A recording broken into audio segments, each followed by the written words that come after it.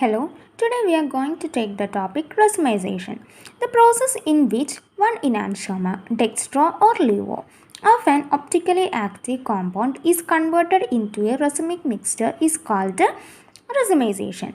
The process of racemization involves the conversion of half of one enantiomer into the other enantiomer. It may be carried out by the action of heat, light or chemical agents depending upon the nature of the compound concerned and involves intramolecular rearrangement.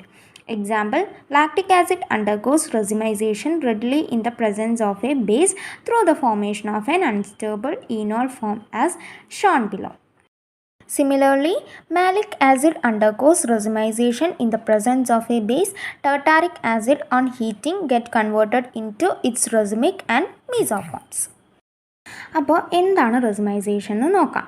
അതായത് ഒരു optically ആക്റ്റീവായ കോമ്പൗണ്ടിൻ്റെ ഡെക്സ്ട്രോഫോമും ലീവോഫോമും equal എമൗണ്ടിൽ mix ചെയ്ത് റെസമിക് mixture ആക്കാം നമുക്ക്. ആ ഒരു process അതിനെയാണ് നമ്മൾ റെസിമൈസേഷൻ എന്ന് പറയുന്നത്. അതായത് ഒരു ഡെക്സ്ട്രോഫോമിലുള്ള കോമ്പൗണ്ടിനെ അതിൻ്റെ ഈക്വൽ എമൗണ്ട് ലീവോഫോമായിട്ട് കമ്പൈൻ ചെയ്യിക്കാം. അപ്പോൾ നമുക്ക് ഡെക്സ്ട്രോ ലീവോഫോം കിട്ടും, അല്ലെങ്കിൽ റെസമിക് മിക്സ്ചർ കിട്ടും. ഈ ഒരു പ്രോസസ്സാണ് റെസിമൈസേഷൻ. ഈ ഒരു റെസിമൈസേഷൻ നടത്തിയെടുക്കാൻ വേണ്ടിയിട്ട് 3 മെത്തേഡ്സ് ആണ് പറയുന്നത്. Action of heat or light or chemical agents. അതിനിവിടെ എക്സാമ്പിളായിട്ട് ലാക്റ്റിക് ആസിഡിൻ്റെ കാര്യം പറയുന്നുണ്ട്. ലാക്റ്റിക് ആസിഡിന് എന്ത് സംഭവിക്കുന്നുണ്ട്? റെസിമൈസേഷൻ സംഭവിക്കുന്നുണ്ട്. എന്തിൻ്റെ പ്രസൻസിലാണ്? ഒരു ബേസിൻ്റെ പ്രസൻസിൽ. എന്നിട്ട് എന്ത് ഫോം ചെയ്യുന്നുണ്ട്? അൺസ്റ്റേബിൾ ആയിട്ടുള്ള ഒരു ഇനോൾ ഫോം ചെയ്യുന്നുണ്ട്. അവിടെ എന്താണ്? റെസിമിക് മിക്സ്ചേഴ്സ് ഉണ്ടാകുന്നത് നമ്മൾ കണ്ടു അല്ലേ? ഡി ലാക്റ്റിക് ആസിഡും എൽ ലാക്റ്റിക് ആസിഡും. ഇത് തന്നെയാണല്ലോ നമ്മുടെ എന്താണ് റെസിമൈസേഷൻ എന്ന് പറയുന്നത്. സോ ഇത് നമുക്ക് എക്സാമ്പിളായിട്ട് ഇങ്ങനെ പറയാം. അതായത് ലാക്റ്റിക് ആസിഡ്, അതേപോലെ ടേർട്ടാറിക് ആസിഡൊക്കെ ഉണ്ട് അല്ലേ? ഇങ്ങനെയുള്ള കെമിക്കൽ കോമ്പൗണ്ട്സിൻ്റെ പ്രത്യേകത എന്താ വെച്ചിട്ടുണ്ടെങ്കിൽ ഇതിന് നമ്മൾ ഹീറ്റോ അല്ലെങ്കിൽ ലൈറ്റോ റേഡിയേറ്റ് ചെയ്യുമ്പോൾ അത് ഇപ്പോൾ ഡെക്സ്ട്രോ ഫോമിലിരിക്കുന്ന ഒരു കോമ്പൗണ്ട് ആണെങ്കിൽ ഈക്വൽ എമൗണ്ടിൽ ലീവോയും കൊടുത്ത് അത് അതിൻ്റെ റെസിമിക് ഫോമിലേക്ക് മാറും. അതാണ് എന്തിൽ സംഭവിക്കുന്നത്? ഹീറ്റിൽ ലൈറ്റിലൊക്കെ സംഭവിക്കുന്നത്. അതാണ് through the action of heat or light we can generate this റെസിമൈസേഷൻ. ഇനിയിപ്പോൾ കെമിക്കൽ ഏജൻസിലാണെങ്കിൽ എന്താ സംഭവിക്കുന്നത്? ഒപ്റ്റിക്കലി ആക്റ്റീവ് ആയിട്ടുള്ള ഒരു കോമ്പൗണ്ട് എടുത്തിട്ട് അതിലേക്ക് കെമിക്കൽ റിയേജൻ്റ് ആഡ് ചെയ്യുകയാണ്. അതിലേക്ക് കെമിക്കൽ റിയേജൻ്റ് ആഡ് ചെയ്യുമ്പോൾ ഒരു കെമിക്കൽ റിയാക്ഷൻ നടക്കും. ആ റിയാക്ഷൻ വഴി നമ്മൾ ആദ്യം എടുത്ത ആ ഒപ്റ്റിക്കലി ആക്റ്റീവ് ആയിട്ടുള്ള കോമ്പൗണ്ടിൻ്റെ ഡെക്സ്ട്രോഫോമും ലീവോഫോമും ഉണ്ടായിട്ട് അതൊരു റെസിമിക് മിക്സ്ചർ ആയിട്ടായിരിക്കും നമുക്കതിൻ്റെ പ്രോഡക്റ്റ് കിട്ടുന്നത്. ഇതാണ് കെമിക്കൽ ഏജൻസിൽ പറയുന്നത്. അത് നമ്മൾ എക്സാമ്പിളായിട്ട് പറയുന്നത് എന്താ വെച്ചിട്ടുണ്ടെങ്കിൽ, നമ്മൾ ഈ മാൻറ്റലിക് ആസിഡ് ഉണ്ട്, അതിലേക്ക് HBrനെ ആഡ് ചെയ്യാം. ഈ മാൻറ്റലിക് ആസിഡ് പറയുന്നത് എന്താ വെച്ചാൽ അതെന്ന് വെച്ചിട്ടുണ്ടെങ്കിൽ അതിലേക്ക് ഏതെങ്കിലും ഒരു ഫോം എടുക്കുക. അതായത് ഈ മാൻറ്റലിക് ആസിഡിൻ്റെ ഏതെങ്കിലും ഒരു ഫോം എടുക്കാം, ഡെക്സ്ട്രോ ഫോമോ അല്ലെങ്കിൽ ലീവോ ഫോമോ. എന്നിട്ട് അതിലേക്ക് HBr ആഡ് ചെയ്യുമ്പോൾ അതിൻ്റെ ബ്രോമോ ആസിഡായിട്ട് അത് മാറും. ആ കിട്ടുന്ന പ്രൊഡക്റ്റിൽ ഈ മാൻറ്റലിക് ആസിഡിൻ്റെ 2 ഫോംസും കാണും. അതായത് ഡെക്സ്ട്രോ ഫോമും ലീവോ ഫോമും ഒരേ എമൗണ്ടിലായിരിക്കും. അതായത് അതിൻ്റെ റെസിമിക് മിക്സ്ചർ ആയിരിക്കും. ഇനി നമ്മൾ നോക്കാൻ പോകുന്നത് എന്താണ് resolution of racemic mixtures. So the separation of A racemic mixture into it's D and L enantiomers is called resolution. നമ്മുടെ റെസിമിക് മിക്സ്ചേഴ്സിൽ നിന്ന് D ഫോമിനെയും L ഫോമിനെയും സെപ്പറേറ്റ് ചെയ്യുക. ആ ഒരു പ്രോസസ്സാണ് റെസൊല്യൂഷൻ എന്ന് പറയുന്നത്. Since the enantiomers of an optically active compound have most of their physical and chemical properties the same, their separation cannot be affected by ordinary methods such as fractional distillation, fractional crystallization, etc., and so requires special methods. Some of the methods used for resolution of racemic mixtures are given below. അതായത് ഈ ഒരു സെപ്പറേഷന് വേണ്ടിയിട്ട് നമുക്ക് ഈ ordinary methods ആയിട്ടുള്ള fractional distillation, fractional crystallisation ഇങ്ങനെയുള്ള methods ഒന്നും use ചെയ്യാൻ പറ്റില്ല. നമ്മൾ കുറച്ച് സ്പെഷ്യൽ മെത്തേഡ്സാണ് ഇതിനു വേണ്ടി യൂസ് ചെയ്യുന്നത്. അതായത് റെസിമിക് മിക്സ്ചേഴ്സിൻ്റെ റെസൊല്യൂഷന് വേണ്ടിയിട്ട് കുറച്ച് സ്പെഷ്യലായിട്ടുള്ള മെത്തേഡ്സാണ് യൂസ് ചെയ്യുന്നത്. അതിൽ ഒരു 4 മെത്തേഡ്സാണ് നമ്മൾ യൂസ് ചെയ്യുന്നത്. അതിൽ ഫസ്റ്റ് വൺ ആണ് mechanical separation, and then second one biochemical separation, and then chemical method and selective adsorption method. ഇങ്ങനെയുള്ള 4 മെത്തേഡ്സാണ് നമ്മൾ യൂസ് ചെയ്യുന്നത്. അപ്പോൾ നമുക്ക് എന്താണ് മെക്കാനിക്കൽ സെപ്പറേഷൻ നോക്കാം. അപ്പോൾ ഫസ്റ്റ് ഓഫ് ഓൾ ഇത് ചെയ്തത് പാസ്ചറാണ്, 1848 അപ്പോൾ എന്താ നോക്കാം. In certain cases the two enantiomers form well defined crystals having different shapes which are mirror images of each other. In such a case the crystals of the plus and minus forms in the racemic mixture can be separated by simple hand picking with the aid of a magnifying glass and a small forceps. Pasteur in 1848 separated crystals of racemic sodium ammonium tartrate into its D and L forms by this method. However, only a few compounds are known to form well-defined mechanically separable crystals of their enantiomers. Further, the method of separation is very laborious also. Hence, the mechanical method of separation is of historical importance only. അപ്പോൾ എന്താണ് ഈ mechanical separation എന്ന് വെച്ചാൽ, ഇത് പണ്ട് കാലങ്ങളിലൊക്കെ ചെയ്തിരുന്ന ഒരു സെപ്പറേഷൻ ടെക്നിക്കാണ്. കാരണം എന്താ വെച്ചിട്ടുണ്ടെങ്കിൽ ഈ 2 ഇനാൻഷ്യോമേഴ്സും ചില കേസിൽ സോളിഡ്സ് ആവാം. അതുകൊണ്ട് തന്നെ നമുക്ക് അവയെ കണ്ണുകൊണ്ട് തന്നെ ജസ്റ്റ് ആ ഒരു സൈസും ഒക്കെ നോക്കിയിട്ട് അതിൻ്റെ ഡിഫറൻസ് കൊണ്ടൊക്കെ നമുക്ക് അവയെ ഡിസ്റ്റിങ്വിഷ് ചെയ്യാൻ പറ്റും. അപ്പോൾ ഒരു മാഗ്നിഫയിങ് ലെൻസും അതേപോലെ ഒരു ഫോഴ്സപ്സും ഉപയോഗിച്ച് അതിനെ ഇങ്ങനെ ഹാൻഡ് പിക്ക് ചെയ്ത് ഡെക്സ്ട്രോ ഫോമിനെയും ലീവോ ഫോമിനെയും സെപ്പറേറ്റ് ചെയ്യാം. അങ്ങനെയുള്ള സെപ്പറേഷനെയാണ് നമ്മൾ മെക്കാനിക്കൽ സെപ്പറേഷൻ എന്ന് വിളിക്കുന്നത്.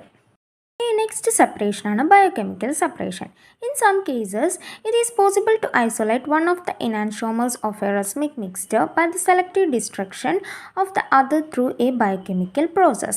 This method is based on the fact that when certain microorganisms such as yeast, molds or bacteria are allowed to grow in the solution of a racemic mixture, they selectively assimilate one form, leaving the other in solution.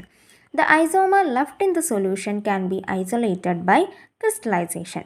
Example, when a solution of D-L-tartaric acid is treated with the mold Penicillium glauca, D-tartaric acid is selectively destroyed, leaving behind L-tartaric acid in solution which can be isolated.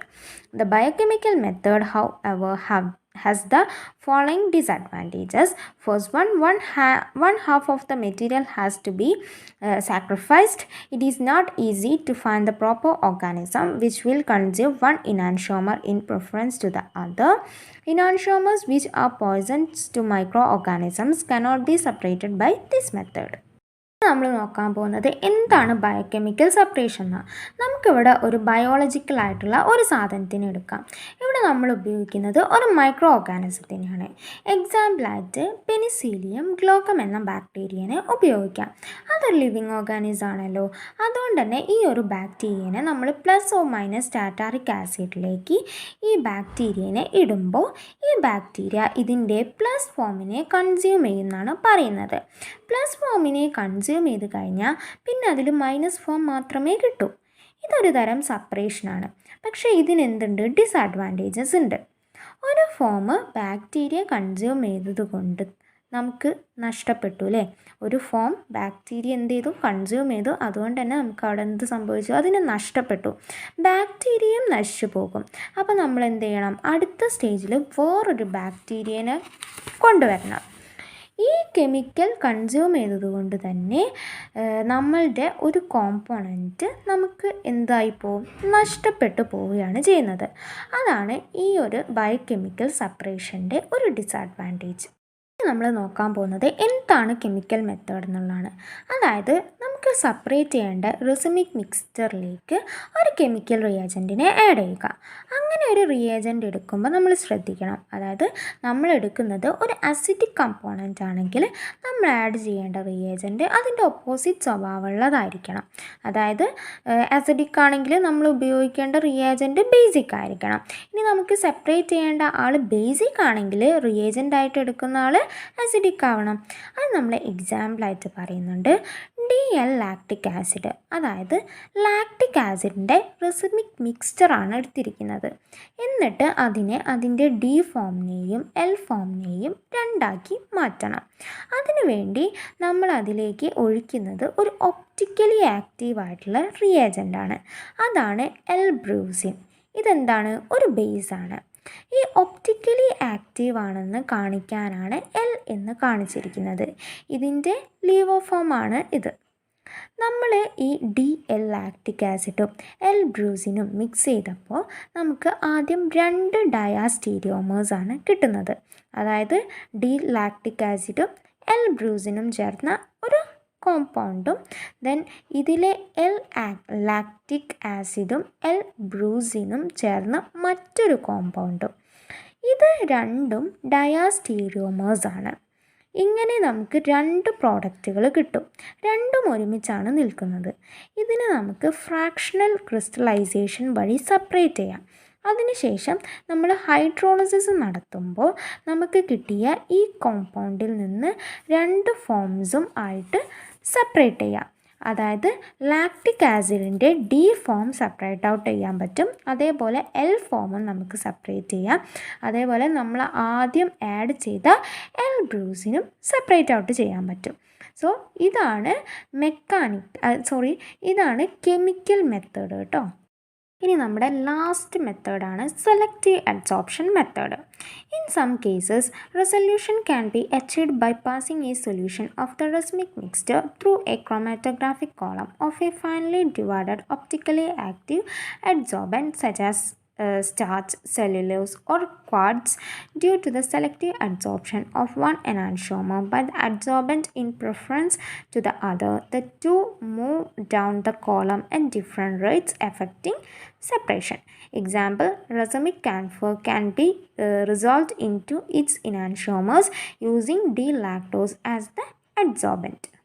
ഇനി എന്താണ് selective adsorption method എന്ന് നോക്കാം.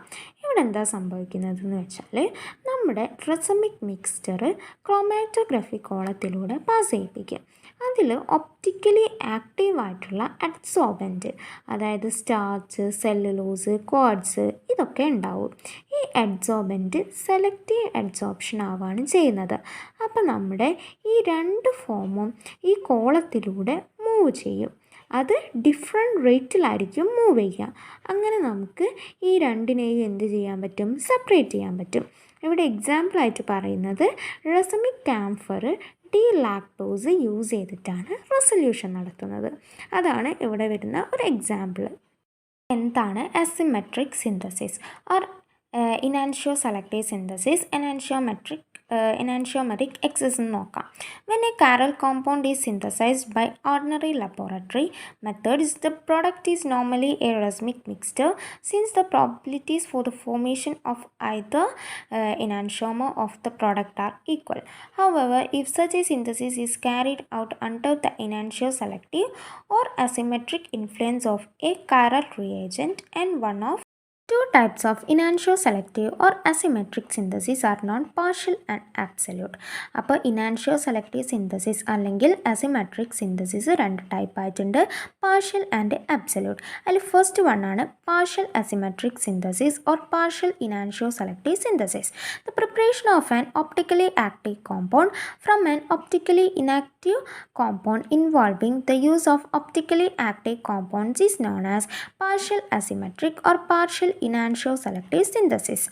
Most asymmetric synthesis belong to this group category.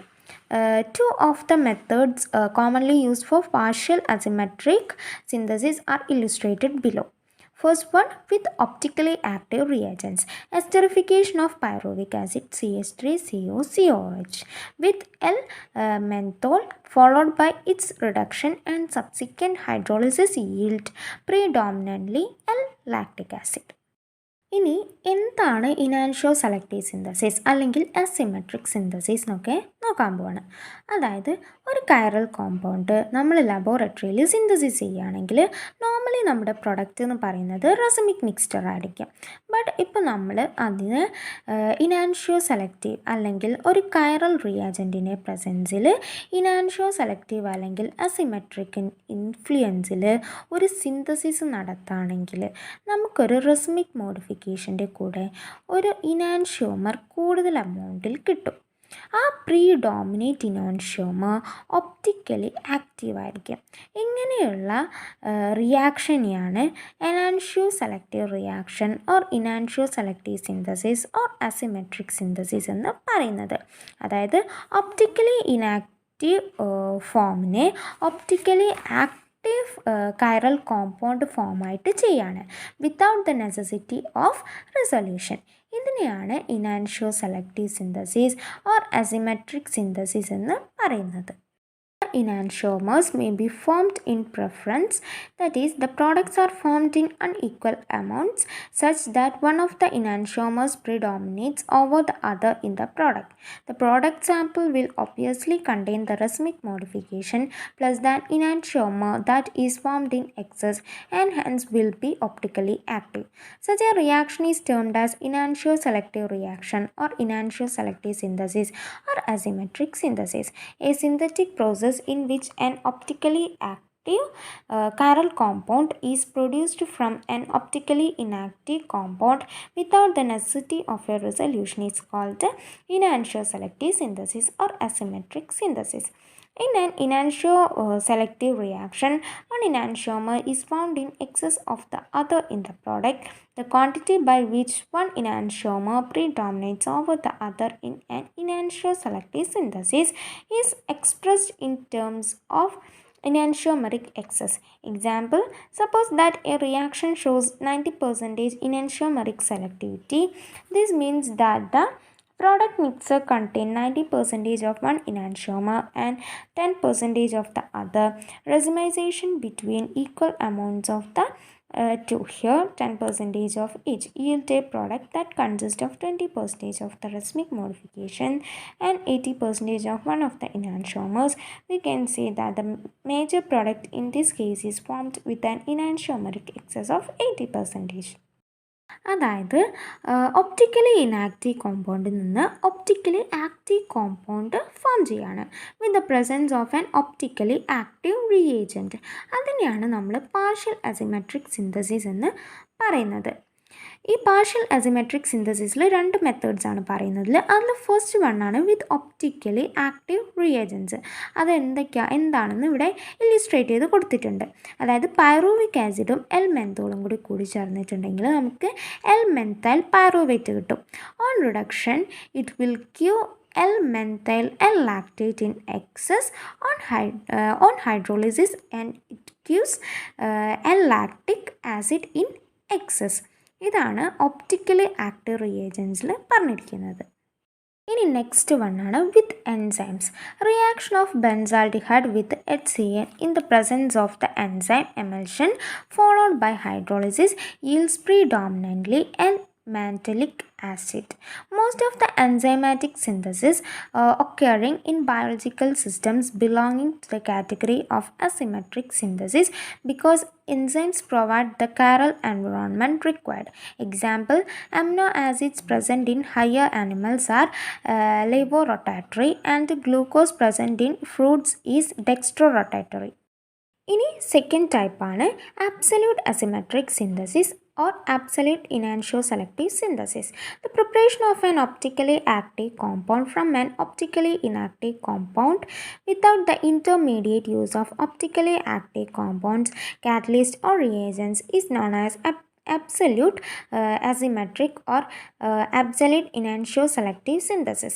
Methods for such synthesis are not many. One method is mentioned below.